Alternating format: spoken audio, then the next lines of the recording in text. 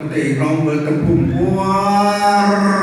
เรื่องตะโกนการกับการรื้อรุ่นคนเดียวแต่นายกทีแปลรูปเรื่องการสังเกตทุกคนต้องเล่นประกำการบริสุทธิ์เฉพาะแต่เล่นแข่งไว้จะต้องจะพุ่มทองจะลงการลุงปู่ลงลงดื้อทางแบบตีกองดึงพุ่มจะไปถึงดาวแดงกันในการมองความเจริญเป็นปีเรื่องวิมรันตันตาเทียมการมองต่อใดเราต้องลงตรงแต่เราต้องเล่นเราแต่เราต้องมุ่งตรงแต่เราแต่จะแก้คนเราแต่เราต้องออกตรงแต่เราแต่ไปบุญเราแต่พอเราแต่พอการเริ่มสตอบันเจ้าสมาสตาโลที่จะทอ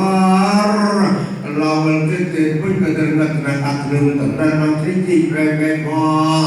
ต่อตู้ดาวบุญมูลการเงินที่จีบลมอันดูไม่มีวิเวกปาเสียคุยหลักจัดไปแบบเป็นเช่นเดียวกับความมาเป็นตะการต่อเราผู้พิจารณาเรื่องเกี่ยวกับงานหรือที่อยู่ต้องเรื่องการทำงบจำเปิดที่ทุกการพิจารณาก่อนมองดีตื่นทำไมดีเดินจากไหนปีเดินแต่ดูปีจบปีจบแล้วชอบตั้งนี้ปีบางทีไม่ได้หาหรือมันไม่ตื่นแสดงเราตั้งแก้วจีบเรือยมันให้ย่อยทำอะไรเราไว้บางไม่ก็แก้ทำไมมันแต่ตามแต่ใจเราแต่ตามมาเรื่องปีน้ำมาเราปราบทำกับอะไรแก้ตู้บ้านเดินเราต้องเดินเราจะใครเราจะมีบ้านจะมาจะไปใจดำกันยามน้าดูรอยตื่นตื่นเต้นเร่งรอยจ้าเราจะอาการหมดเรื่องต้นในเราต้องดูมีเพื่อนบ้านเพื่อนภรรยาเรื่องความมาโน้ตในเรื่องมาจากเด็กดาจังไรต้องเรียนแต่ใจได้ดูจงโมจนมาเกิดคือทุกข์กับคือรอการคือรอการบุรีต้องเป็นบ้านไร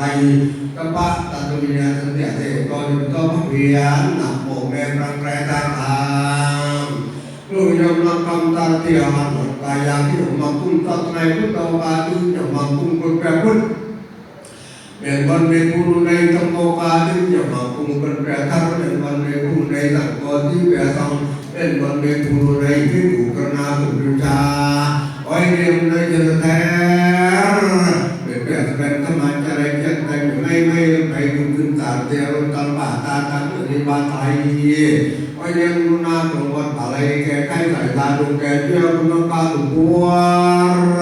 จงตามขึ้นบนบริจุจุนยาในจิตตรงผ่านวันวันเดินผ่านโดยจึงต้องเปลี่ยนต่อการเลยคุณเตยออกกองเดียตาสุปฏิปโนพุทโธปปติสุปฏิปโนธรรมโมปปติสุปฏิปโน